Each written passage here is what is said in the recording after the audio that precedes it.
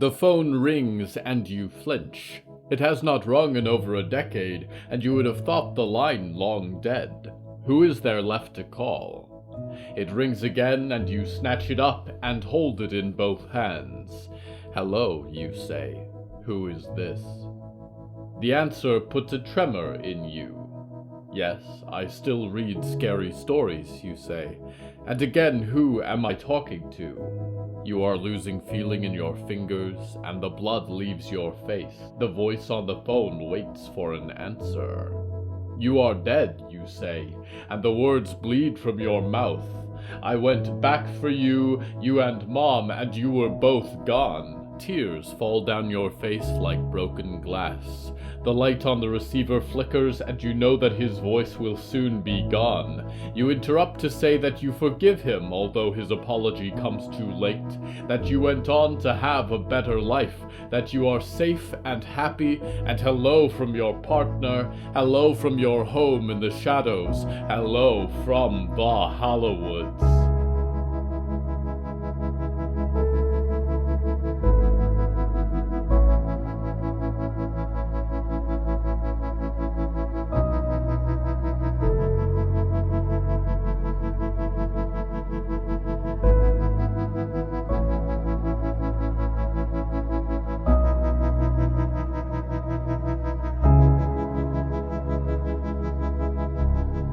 Right now, I'm standing knee-deep in the ocean. The grey waters wash up into strange and conquered shores, storefronts as homes for tidal fish, and pavement crumbling into sand. If the water is a question, the silver box gleaming on the horizon is a promise and a terrible answer.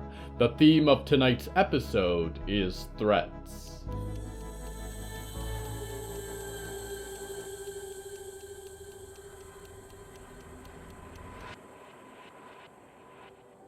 Brooklyn breathed in the salt air, and felt the beach beneath her toes, and reflected that she should do this more often. Marco, in a flash of shirtless glory, came bounding up from the sea. "This is one of my favorite places," he said, stopping to look out at the horizon. "It suits you," she said. The wind was a reminder how much she had exposed, and she shivered. "Why's that?" He smiled and began to walk. She followed beside him, keeping her feet out of the waves. "It just seems right," Brooklyn said.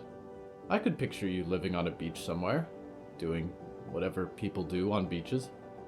Wouldn't you like that more than working as a security guard for a busy secretary and her unhinged boss?" "Not a chance," Marco said, and kicked at the sea.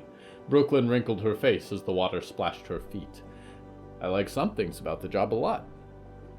"You mean like dealing with the ghosts and huge bugs and sudden trips across the country and corporate politics?" "None of the above," Marco said, and stopped her and put a hand on her shoulder. There was a sparkle in his eyes that rivaled the ocean's. "It's the company food, obviously." She pushed him lightly, although she'd have trouble budging him if she put all her strength into it. "I do worry about it all," Brooklyn said quietly. "The lady has been beastly lately. I'm sure you know. This Melanie has her all—" "Hey, I know it's been a while since your last day off, so maybe you forgot the rules," Marco said, waving a hand. "No work stuff for once." Brooklyn nodded and sighed. That left her with a blank slate. What else to talk about? She used to have hobbies. Where had those gone? She hardly had time to sit and think lately. "Sure. How are you liking Box Andromeda? Do you miss your partner in Orion?" Marco shrugged and sat down on the shore, legs in the waves. "This will sound silly, but Andromeda is homier than Box Orion. The local dreamscape is very different, more laid back. I notice everyone's a little scared of Lady Ethel." "Isn't it like that in Box Orion?" Brooklyn said, and sat down next to him. "You don't have to walk on eggshells around our noble founder?" "Not as much," Marco said. "Most of us have never seen Mr. Botulus in person. He has his own rooms, and I think he spends his whole time dreaming at this point. Same goes for my partners. They're both in dreaming pods. Interred, you know. So seeing them is the same everywhere." "I see," Brooklyn said. What are they like? Well, there's Mandy, Marco said. Are you much into fantasy stuff? Azuria and all that? She's all about it. And Devin. I wonder if you'd like Devin. He makes me laugh. It's really my only criteria. Do I make you laugh? Brooklyn said. Oh yeah, Marco said, and put an arm around her shoulders. She liked the feeling, like her very own body armor or her weighted blanket. Not that I can laugh much at work. The lady would be all like, Marco Torres, how dare you express emotion in my glorious workplace? Brooklyn laughed. Mr. Torres, keep ogling my secretary and I'll feed you to my flies. Are we sure she doesn't just walk on stilts? Marco said, laying back against the sand, and Brooklyn fell with him. Maybe she's jealous because Melanie isn't as tall as a street lamp. Among other things, Brooklyn said, putting her head on his shoulder. Also that Oswald put Melanie in charge of the whole Valerie and other Riot situation. Do you have any idea what she plans to do? Marco said, and Brooklyn felt a hand rest on her side. Lady Ethel, I mean, with the real Riot driving a rust bucket recreational vehicle with a wizard and a dead goth bound for the USA. She hasn't mentioned it yet, Brooklyn said.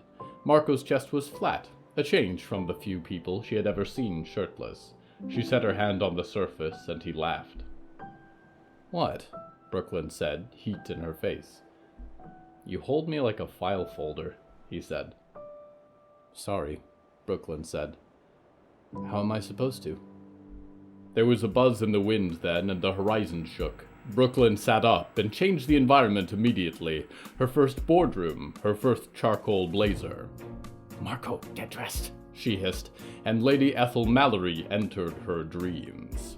It was the lady of the commercials and the jingles, the queen of prime time, and a face to adorn America's billboards, not the towering thing that lurked in windowless rooms and fed on tincture and live birds. There was a black bob around her heart-shaped glasses today, and the lady's frown was a dark crimson. Brooklyn, I have had it with... Oh, hello, Marco, she said. Had it with the whole thing. Which whole thing? Brooklyn said, and thought of an iced rose latte with oat milk. The lady glanced around, as if scanning for hidden cameras to report the indulgence, and sat at the table to take a sip. Marco, if you're going to be part of my inner circle, you might as well know, the lady said. Anderson Faust is a disgusting little beetle of a man. I wouldn't trust anyone named Faust, ma'am, Marco nodded. He'd taken on an appearance featuring his usual body armor, thank God. His amplifier isn't working, so we keep glitching with that other program, she continued. He made a Riot Maidstone for Oswald without so much as asking me, built an android or hatched out of an egg or God knows what, and now Oswald is playing games. Melody is a petty press secretary, a shapeless mass. She wouldn't know a brand identity if it came up and gave her a presentable wardrobe. It sounds like you've been very stressed, Brooklyn said. The lady nodded and sipped on her coffee. I've heard that Anderson's little puppet is going to meet with Ralph. Brooklyn paused. Ralph? Riot's dad, Ralph? It's absurd, she said. I assure you Oswald's little gift horse has crooked teeth. It's a risk to let everyone look in her mouth. Maybe you should take a day off, Marco said, resting his hands on the table. Get some rest. It might help with the headaches. Brooklyn winced, and the lady turned to look at Marco. If I wanted an opinion on how to handle my life, I'd call my career coach, she said. Just keep your drones in line, and do not lose the genuine article. Yes, ma'am, Marco said. The lady groaned and laid back in her chair. I've got a State of the Union in 10. Do I look all right? The reference to your iconic period is great, Brooklyn said. Maybe change to the hat from the 2022 spring collection? Good eye, the lady said, and was gone. Marco leaned on the table and half smiled. Is it too late to go back to the beach? I should go run damage control, Brooklyn said. Thank you for the morning, Marco. He looked away from her and was gone too. Brooklyn rose from the chair to watch the skyline of her younger years. The traffic passed below like an ocean of light, flowing into a world that still made sense.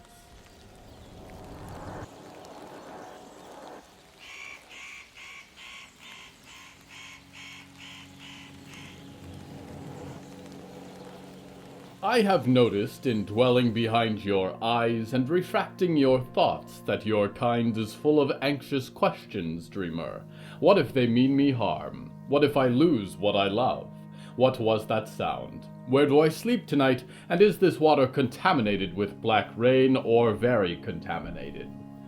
The world around you does not ask these questions. It stirs half on the edge of awakening and stretches out to reach for new soil. The watching trees document the changing of the season, and the animals make their dens and nests, and the hallowed are bestowed their gifts in dark groves and sunlit fields.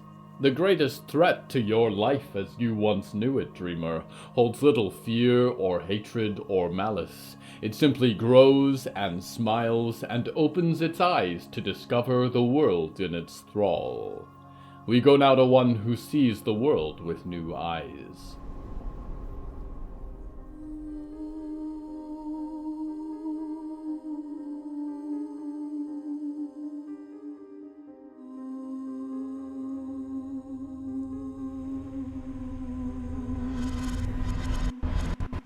Riot looked up in awe at the city around her.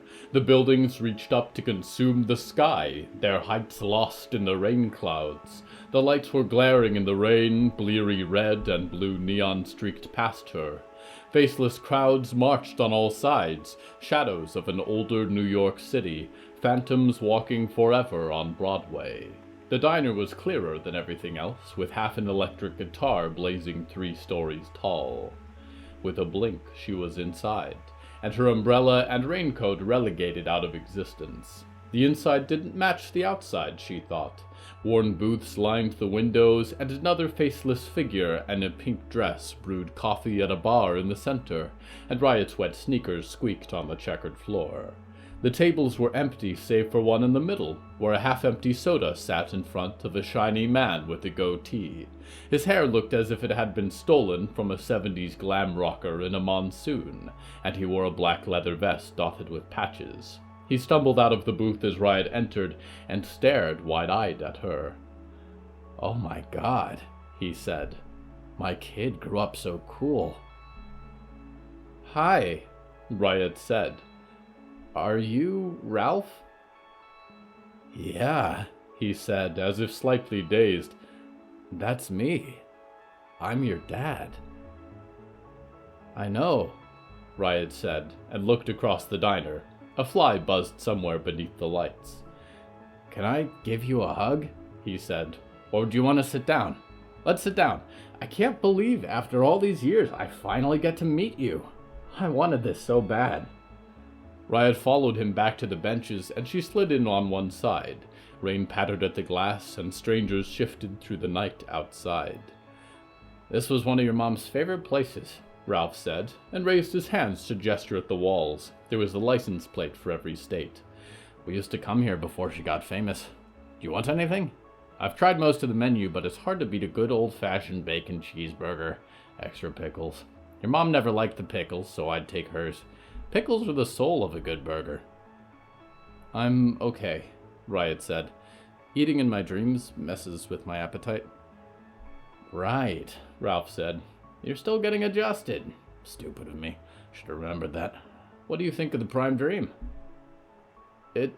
It's a lot," Riot said, examining the bracelets on her wrist.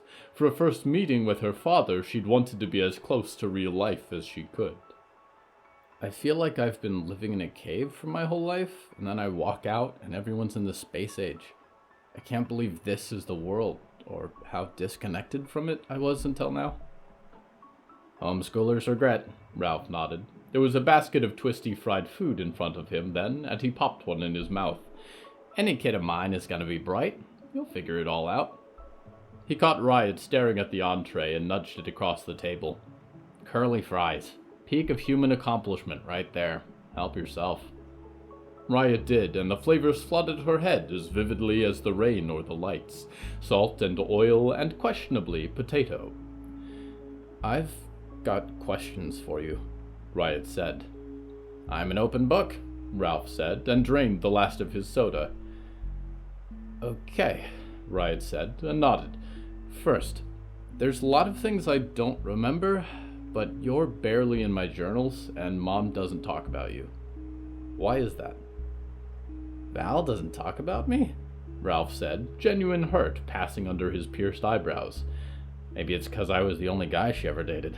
Bad for the reputation. That was one of my other questions, Riot said, but I don't think that's the only thing, is it? Well, she and I ended on a bit of a bad note. Which was? Heavy hitters off the bat, Ralph said, and slumped down on his bench. Basically, the world ended, right?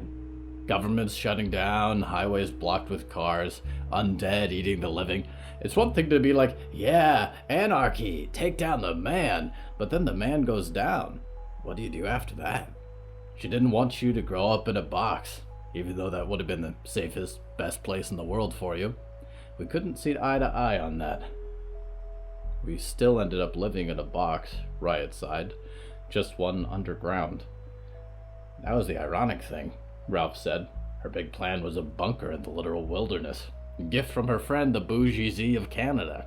Way to show the government who's boss. You know about the bunker, Riot said cautiously. Kept it a secret all these years, Ralph nodded. But you did the Recommend a Friend program. You told the organizers where to find us, Riot said, setting her hands on the table. It was really hard for me, Ralph said, looking out the window. Getting older every year, knowing I had a little girl out there who'd never seen my face. I had a cupcake on every one of your birthdays. But I held out for your mom's sake. Okay, Riot said. So why now? Ralph looked at her strangely, and raised a finger to his lips, and nodded towards the back of the restaurant. Immediately they were in a dark bathroom plastered with graffiti, band stickers and illegible scrawls in permanent marker blanketing every surface. Through the doorway, Riot could see her own body sitting at the table beside Ralph. Pretty cool, ain't it?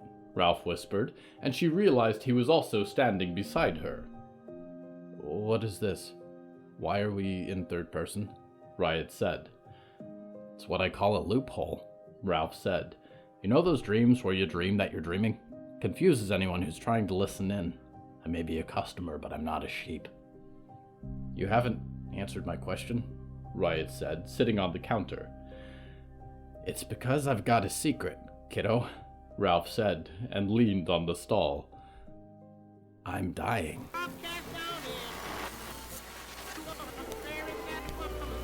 This is Lady Ethel Mallory, speaking on behalf of the Botulus Corporation.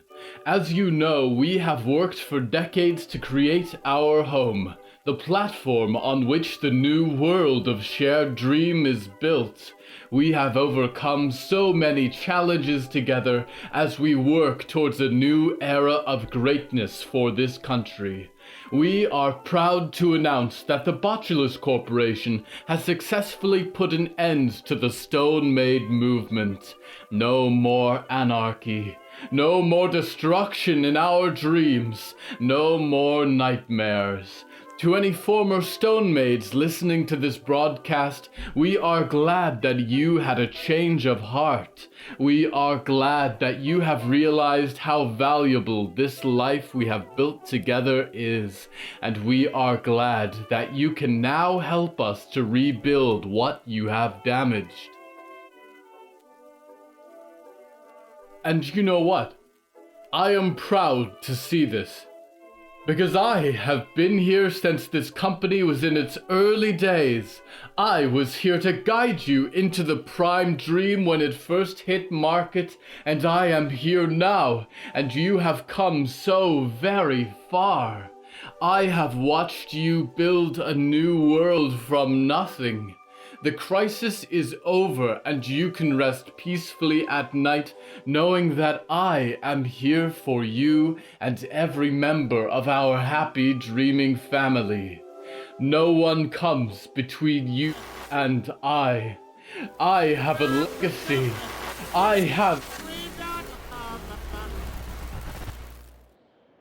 This is Nickignick, 100 Eyes in the Dark, watching in the night, who sits by the gates, sight in all shadows, the loyal host, keeper of the flame of nightmare, guardian of all who dream, with a special announcement on behalf of me. Whenever Lady Ethel Mallory speaks, I am bored and annoyed at the same time. We return now to Riot Maidstone. Dying? Riot said. She was just getting used to the idea of having a dad. From what? I'm not sure, Ralph whispered, and looked at her with harrowed focus. But my tummy feels weird, like, all the time. Riot stared at him for a moment, waiting for dots to connect. And that means you're dying. Ralph nodded sagely and scratched at his chin. My health checks show up all green, but I still feel weird. If I was fine, I would feel fine. So they've got to be hiding something from me. I bet it's heart disease. But I thought, wow, suddenly life seems so short and fragile.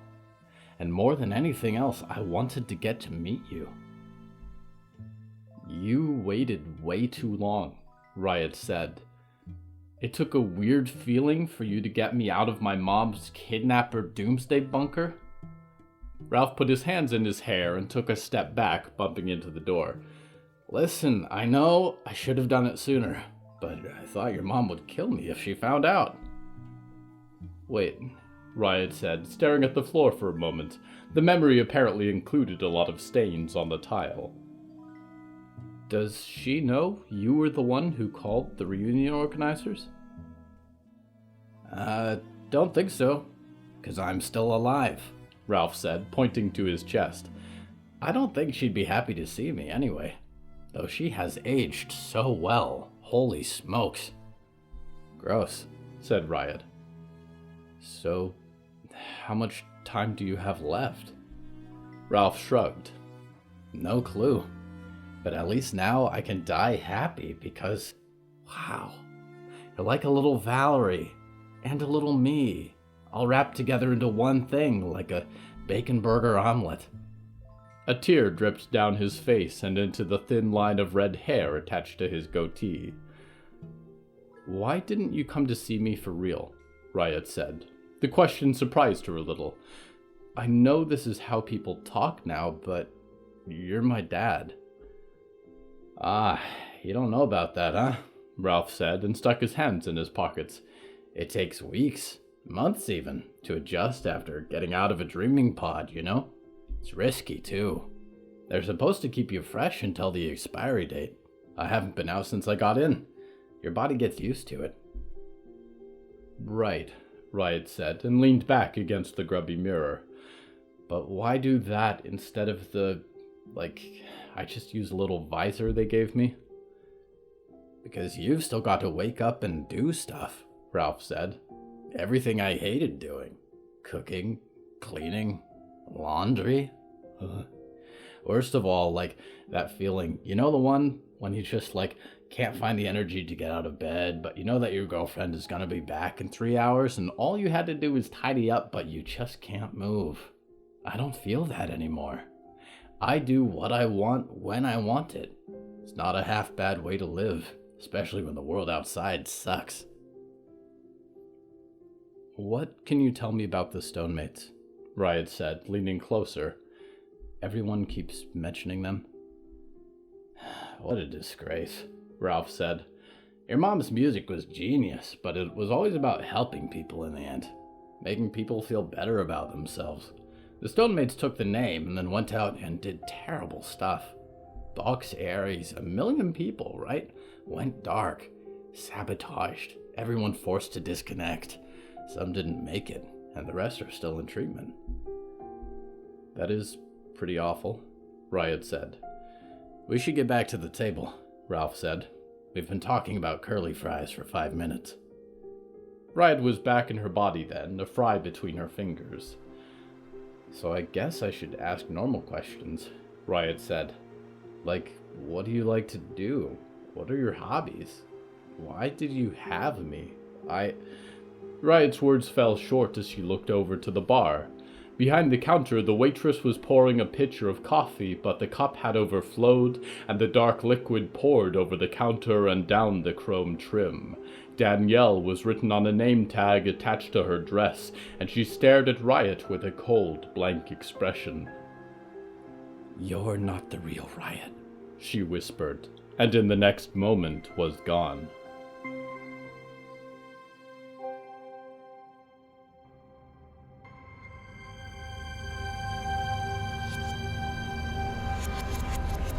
There is no shortage of danger among the stars, and there are even those that would dare to raise hand or sword or millions of teeth against the Council of Heavens. There are hunger worlds that consume all they touch, asteroids as eggs for fledgling nebulaic worms, great destroyers that sleep in black holes, and the ice reapers that trouble the ascended scientists in the rings of Saturn. Of course, we who you think indescribable have terrible powers of our own. Tolshato's light of all days can atomize a god in an instant, or the spores of Rothagroth break apart all worlds over countless millennia. But greater than us all is the Black Eternity, too ancient to reason with and too vicious to join in our troubled council. You cannot imagine the scale of Onundorn, the expanse of pure nothingness that consumes the edges of an infinitely expanding universe, or the darkness beyond existence which it embodies. We go now to one who is hungry.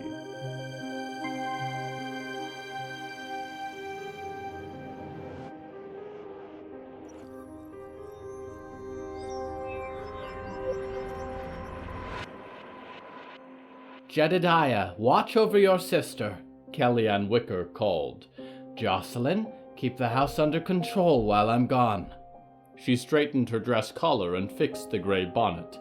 It was dignified, she thought, fit for a Sunday service. Yes, Mother, the murmurs came back.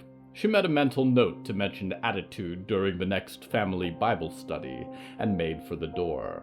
James was waiting outside, practically a child himself. He'd replaced his crutch with a nicer cane as per her request. "You look great, Mrs. Wicker," he said. "Thank you, James. Don't stare," she said, and made for the garages. The men were still working in the central space, shoveling soil into the former fighting pit. It hardly seemed to be getting shallower, but it kept their idle hands busy. James followed closely behind, and her eldest was waiting for them at the truck. It was less flamboyant than Rick's vehicles of choice, thank the Lord. "You sure about this, Mother?" Jacob said. "I don't like the idea of sharing with whoever these people are. And hey, nice stick, Buck." "Call him James now," Kellyanne said. "That's why we're driving out, to see if they can offer what we need. Now, get ready to go." Jacob glanced at the back of the truck. There was a bit of a squirm from beneath the burlap. The vehicle parked beside them was larger by far, chains crossing its tarps. Precaution was simply how you had to proceed when negotiating, and she was not about to go meet the world without leverage. The drive was longer than she expected, and she spent most of it with her hands clasped and eyes closed, feeling the sun flicker on her face. "Please, Lord," she prayed, "give us what we need to survive. Give us bread for my children to eat. Deliver us from this plague of frogs and the moon of blood." She thought for a moment that she might pray for a second chance at the rapture, but it was selfish to request a savior when she herself had been left behind as a witness. Finally, Jacob brought the truck to a halt, and she opened her eyes. The wet banks spread in all directions around them, save for the skeleton of the research station. Its walls had long been picked apart by their crews and repurposed, but the metal bones remained as a landmark in a barren marsh. The black trees were in sight, rising first in small clusters and then into a great wall that stretched into the distance. She climbed out of the truck, trying to keep her white shoes out of the mud. She was early, as she preferred to be, and she beckoned to the other driver. "Take the cargo around the back," she called. "Stay in the shadow, and remember the signal." The flatbed rolled around, and she stepped up to the front of the crumbled building and stood patiently. Jacob remained by the truck, ready at a moment's notice, but James came up to lean on the doorway beside her. "Do you think these folks will be nice?" he said. "If they're not, this will be over quickly," she replied. "If they are, then this is an excellent start to a new era for Fort Freedom. Straighten your collar, and let me do the talking." "It's a lot of fuel to bring that flatbed out this far," James said. "No one complained about fuel when Rick was running daily patrols," she said. "I like the patrols," James said. "I liked seeing what they'd bring back." "Our fight does not lie with passing travelers or wolves or even the gentleman Rick thought was the devil," Kellyanne said. "Our fight lies with this place. This world is full of sin, James. It's almost in the dirt itself. These are the end times, and we have a responsibility to see God's plan through. We have to not just think about survival, but how we are going to prosper and protect our flock." "Prosper," James repeated, as the hum of engines carried over the winding lakes, and a few shapes emerged from the trees in the distance, growing louder than the song of the frogs and crickets. The convoy arrived abruptly, a battered green truck and what looked to be a black sidecar motorcycle.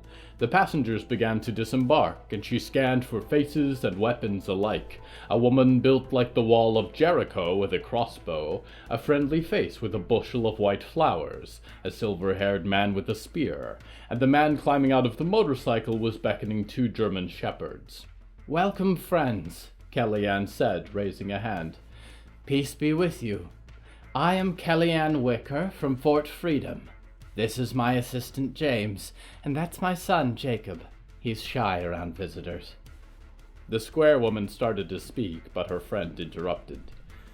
"It's a pleasure to meet you all," she said, and stepped up to place the bushel of lilies in Kellyanne's hands. "I am Violet Keene.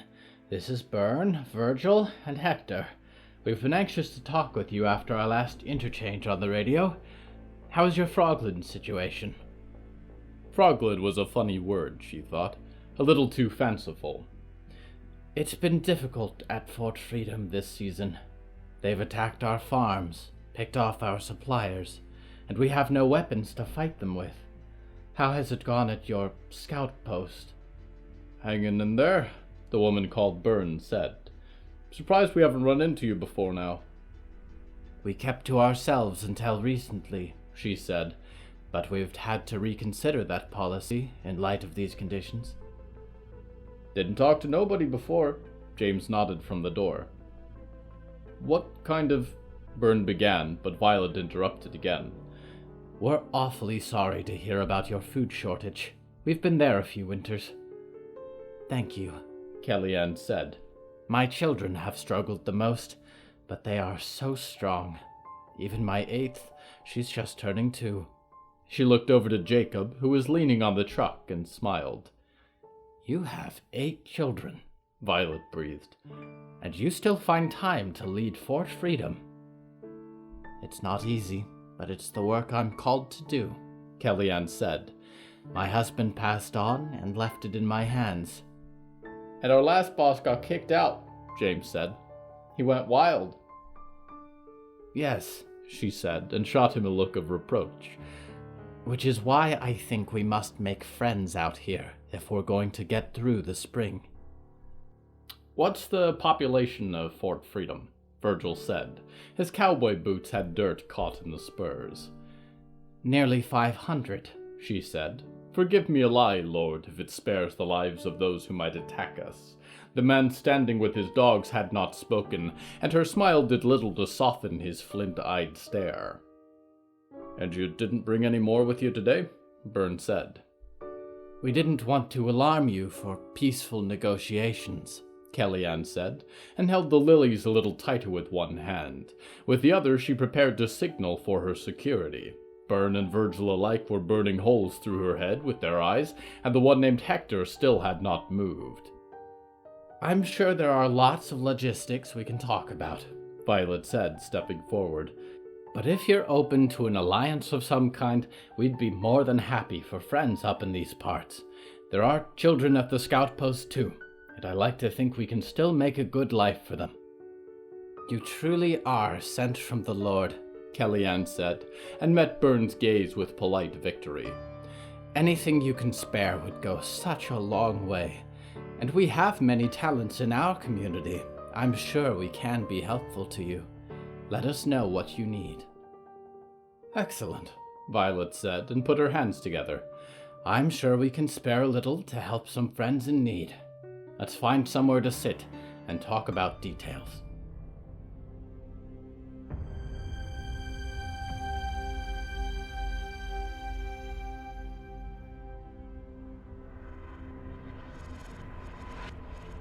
Threats. Many are the promises heaped upon us, that deviance or defiance alike will be punished. We may live believing that the words of others bind us in obedience, steal away our hope of a life free of judgment or retribution if we should fall out of line. And yet, if you are lucky, you may realize before your time is done that there are no walls around you, no cage foisted on your soul, that the threats of others are toothless maws and blunt swords, that your manacles have no chains to hold you to the earth. Run, dreamer. Fly freely where you will. Those beneath you may rail and curse at your wings, but their words will fade on the winds of time, and you will one day forget they ever raised their voice. Until every threat is made good upon, I am your loyal host, Nickignick, waiting forebodingly for your return to the Hallowoods. Are you a bored ghost, witch, or poltergeist? Are you lost in the depths of horror audio drama and looking for more shows with haunting whimsy and queer representation? There's a program crackling over the air right now which you may enjoy. Spirit Box Radio is a fully voiced weekly audio drama that follows the cheerful and somewhat oblivious Sam, who's forced to take over his mother's supernatural radio hour after her sudden disappearance. Despite his lack of any arcane training, Sam is pulled into a greater world of secrecy and conspiracy connected to his mother's past. Spirit Box Radio is produced by Hanging Sloth Studios and was the 2021 People's Choice Award winner for Best Fiction Podcast. Tune in anywhere you're listening to this show, or visit them at hangingslothstudios.com. Hello from the Hallowoods is written and produced by William A. Wellman. Hello, that's me. If you enjoyed this show, please don't forget to follow it and share it with a friend. The bonus story that goes with this episode is called Deep Cut, and is available on the show's Patreon at patreon.com/Hallowoods. Because we operate without ads or sponsors, our supporters are all that keeps this show going. Plus, supporters get weekly bonus stories, behind-the-scenes content, exclusive merch, and even more. Merchandise and episode transcripts are available at hellofromthehallowoods.com. You can even find us on social media at the Hallowoods. Music was used under license from Artlist.com. Our opening theme is Forest Overture by Yehezkel Raz, and the closing theme is Farewell by Malbal Sitzman and Matan Efrat. Until next time, dreamers, if someone tells you to leave a backwoods town with a mysterious past, listen to them. The community may have a great secret corn cult, but you're going to find it difficult to make new friends in such a closed-off environment.